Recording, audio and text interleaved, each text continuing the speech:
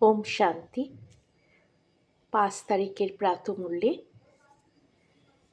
রাজযোগ আমরা এক বিশেষ অভ্যাসে করি, যার দ্বারা আমরা বেঁচে থাকাকালীন মনের বিভিন্ন ব্যর্থ ভাব থেকে নিজেকে বাঁচাতে পারি এবং তার সাথে অবশ্যই মূল স্থিতিতে পৌঁছে যাওয়া। ভারত স্বর্গ ছিল মানে মন সত্যে ফিরেছিল। চরিত্রকে এতদিন সত্য ভেবে নেওয়া থেকে সে সরে গিয়েছিল। এই উঁচু মনকেই হিরে সোনার মহল হিসেবে দেখানো হয়েছে, কারণ জ্ঞান স্থূল বিষয় নিয়ে কখনোই বলেও নি, বলবেও না। এই বিশ্ব বাইরে নয়, অন্তরের অন্তঃস্থল এর বিষয় ছিল, এবং এই অর্থে শিবালয়। মন যখন চরিত্রের মধ্যে বেঁধে যায়, তখন মন দুর্গতি প্রাপ্ত এই চরিত্র থেকে বার হওয়ার জ্ঞানই রাজ্য, যা প্রকৃত মেডিটেশন, যা শিখলে মন সেই ভারত হয়ে ওঠে। কলিযুগ মানে চরিত্রবাস, মনের যা অসত্য অবস্থা। সত্যযুগ মানে চরিত্র থেকে সরে যাওয়া, অর্থাৎ সত্যের বাস।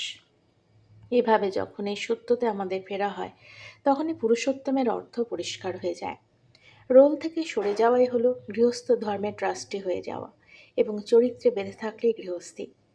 শান্তি ও অশান্তির মূল অর্থ চরিত্রের মধ্যে বেঁধে থাকা অবস্থা থেকে পার হওয়া এবং বেঁধে থাকা, এই দুই বিষয়ের মধ্যেই পড়ে। যে মুহূর্তে সূক্ষ্ম সূক্ষ্ম বোধগুলো আসে, তখনই অসীম জগতের উত্তরাধিকারী হয়ে ওঠা যায়।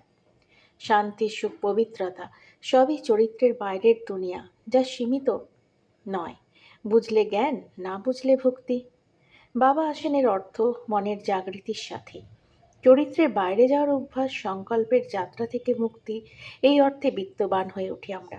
এই অর্থে বিশ্বেরও মালিক, এই অর্থে শিবালয়। কৃষ্ণ কনসিয়াসনেস অর্থাৎ জাগৃতি, অর্থাৎ চরিত্র সে পড়ে মানে চরিত্র থেকেই মুক্তি। জ্ঞান মানেই জীবন মুক্তি।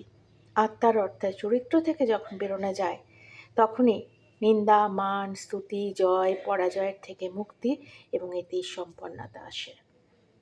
ওম শান্তি।